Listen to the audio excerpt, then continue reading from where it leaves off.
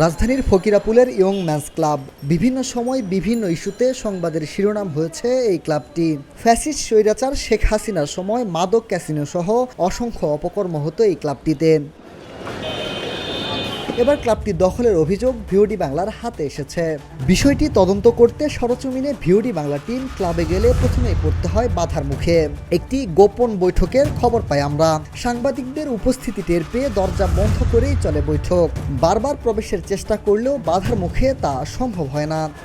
আপনি পরে আসতে বলতেছে। তো আমরা ঢুকি না এখন ঢুকা যাবে না, আপনি পরে আসুন। ঢোকা যাবে না। হ্যাঁ আমাকে বলেন কেন ঢোকা যাবে? হ্যাঁ কেন ঢোকা এখানে আমরা মিটিং করতেছি, আপনারা বসতে বলছি, তারপরে আপনি মিটিং এর মধ্যে আপনি আসছেন। অভিযোগ আসছে সুনির্দিষ্ট। কি অভিযোগ আসছে?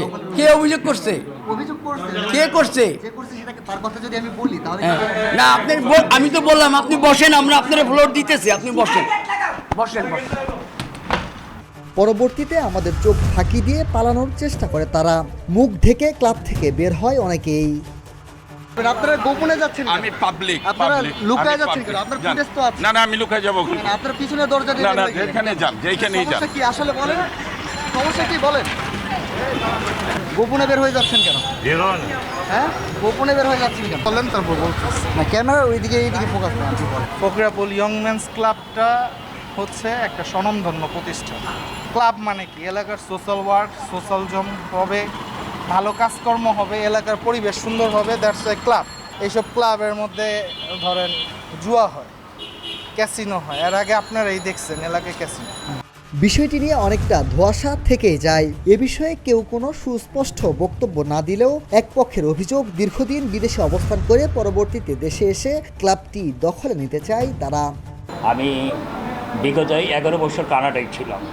আমি গত জানুয়ারি 3 তারিখে আসছি, অনেকের নাম জানি না। অন্য পক্ষ বলছে স্থানীয়দের নিয়ে বসে আলোচনা করছিল তারা। না এটা নিজ মিটিং, এটা সবসময় এরকম কথা হলো এমনি বৈশা কথা বলতেছে। ওই যে নিজেরা বৈশা যে কথাবার্তা হয় না, এই ধরনের কথা। জানা যায় রাজনৈতিক দলের কোনো এক নেতার আশীর্বাদ পুষ্ট হয়ে ক্লাবটি দখলের চেষ্টা করছে তারা। পাশাপাশি ক্লাব থেকে চাঁদা উঠানোরও অভিযোগ উঠেছে তাদের বিরুদ্ধে। বলেন ভাই বড় ভাই বড় ভাই থাকবো আপনারটা বলেন, আপনারটা শুনুন। বড় ভাই রাজনীতি পরিচয় আমরা স্টাফ এই জায়গায়। অনুসন্ধানী এই রিপোর্টের আজ এ পর্যন্তই। ঘটনার বিস্তারিত প্রতিবেদন আসছে পরবর্তী পর্বে। মিনহাজুল ইসলাম, ভিওডি বাংলা, ঢাকা।